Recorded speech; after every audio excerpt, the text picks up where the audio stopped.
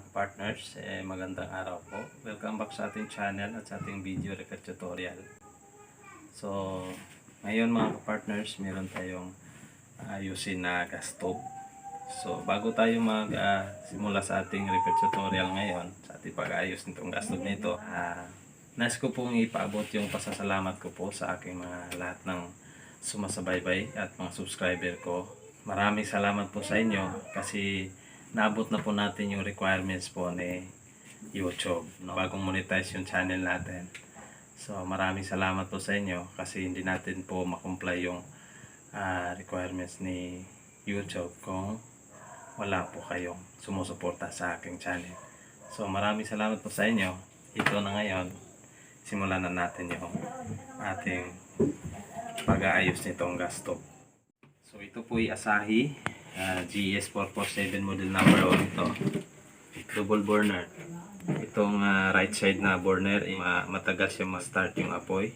So yung starter niya, ilang ulit mong i-click bago siya maglabas ng apoy. So dito naman sa left side, putol-putol yung buga ng apoy. So subukan natin kasi yun yung complaint ni customer. So yun po yung aayusin natin ngayon. Open natin yung gate valve ng ating tangke.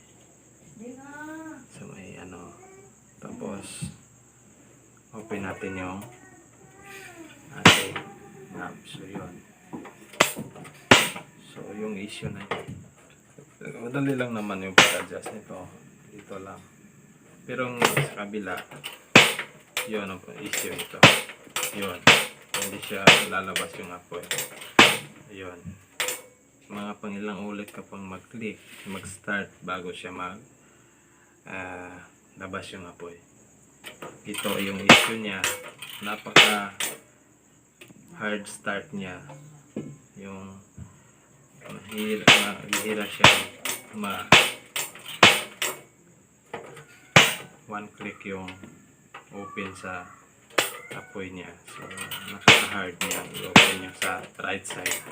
Ilang ulit mo pang i-click bago siya maglabas yung apoy. So buksan ko muna ito, close natin yung gate valve ng tangke, tapos ubusin mo natin yung gas bago natin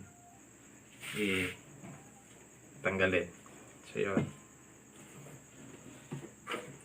ang unang gagawin ko po dito, mismo ignition switch, kasi ito yung right side. So meron siyang pin dito, tanggalin natin. Tapos yung burner head tanggalin.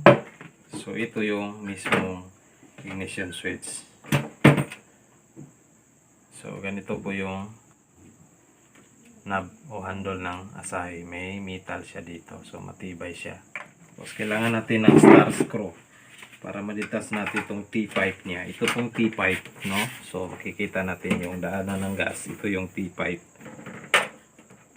Ito po yung mismo yung connection niya pa puntang ignition switch. So natanggalin natin.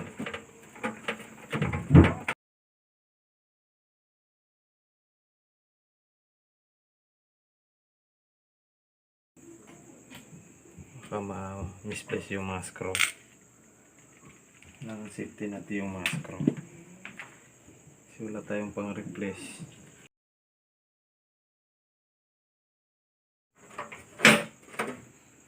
So ito na yung mismong ignition switch assembly niya, no? Ito yung o-ring gasket. So set natin dito.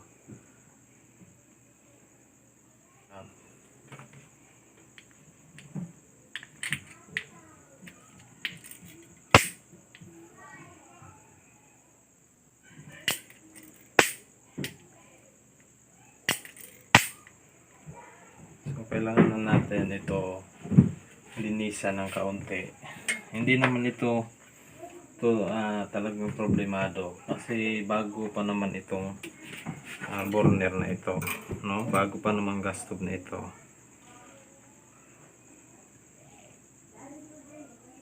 Meron pa siyang oil. Makikita natin ang yung sa loob nito meron siyang oil So kinakailangan yung oil para hindi ano siya, hindi mag-stick yung ating pihitan, no? So kailangan siya may oil. Tapos makikita natin na malinis pa naman yung oil, wala pa namang umitim sa kanyang oil. Kasi kung mapapansin mo, pero ito malabnaw siya at saka maayos pa yung oil. Tsaka napaka-smooth pa niyang ipihit mo, ikutin mo, napaka-smooth pa, wala pang ano. So ang kailangan na natin dito yung tie wire na maliit, kasi yung starter niya matagal siya magbukas. Yung starter niya, yung apoy sa start niya, matagal siya magbukas, no? Siguro yung apoy na sa starter niya may barado dito sa daanan, yung output sa gas. So kailangan lang natin ng ganito, yung tie wire na maliit, kasi dalawang sukat ho ito. Yung sa papuntang burner, yung output ng gas papunta sa burner head, mas malaki. Kaya kinakailangan mo ng dalawang klase na dalawang size na tie wire para pang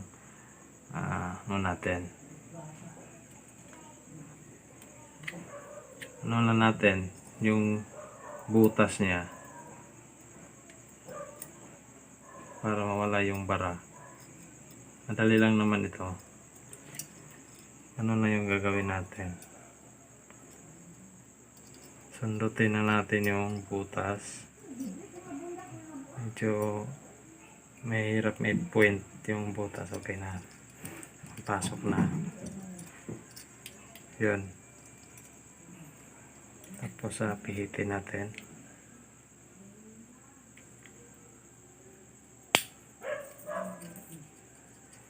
Ganun lang. So wala naman siyang nakukuhang bara.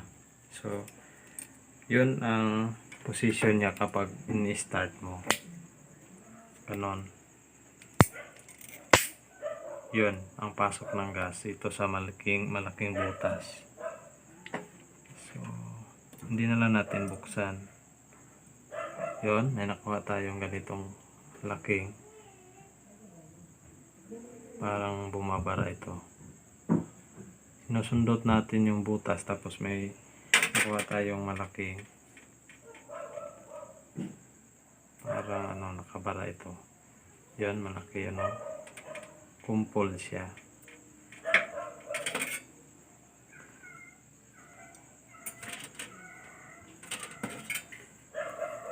Kasi ito lang yung mga dahilan kaya matagal mag-start o naramihan yung oil sa ilalim, kaya siya makahambalang dun sa flow ng gas o makabara sa flow ng gas. Makapag-start siya pero medyo mailang ulit mo ikakasa o i-click yung starter, no? So yun, napakadali lang naman. Kasi mapapansin natin itong kanyang igniter sa ceramic niya, malakas pa naman yung spark niya, no? Napaka-kondisyon ng starter niya, ay hindi yung igniter. So ibig sabihin maayos siyang igniter natin. So yung lang natin, yung flow ng gas parang may nakabara. So subukan natin, kasi nakuha na natin yung malaking kumpol na parang nakakabara yon. Meron pa isa, try ko nga kunin.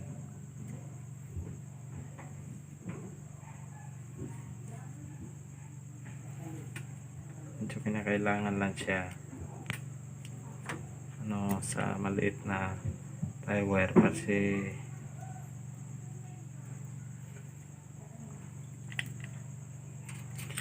minsan naman kasi dahilan kaya may karoon na siya ng bara, yung ano natin, yung gas na gamit natin, yung tangki na gamit natin, may residue na hindi nasasala ng maayos, sumasama sa gas, kaya punta dito sa ating ignition switch sa ilalim, kaya magkakaroon ng bara. So yun, subukan natin ibalik kasi natanggal na natin yung parang na dahilan na yung nakakabara.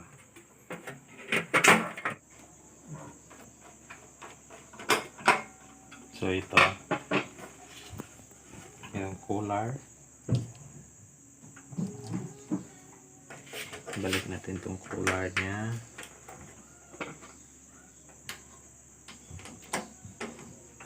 Screw natin, dalawang screw po siya, so tamang tama lang yung paghigpit natin, hindi lang siya sobrang higpit kasi plastic lang yung tong cooler natin, plastic siya, so hindi kailangan higpitan ng todo, tamang tama lang. So ito, balik natin tong o-ring gasket, so balik lang natin sa tamang ano yung o-ring. Tapos bukan natin kung yun lang ba yung dahilan kaya siya nagkaroon ng hard start yung apoy.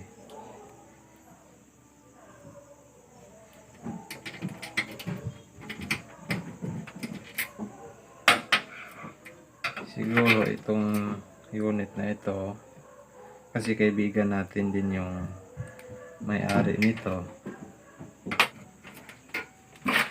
ginagamit nila, kaya makikita natin ayos na ayos pa yung ganito, wala siyang mapapansin na kalawang.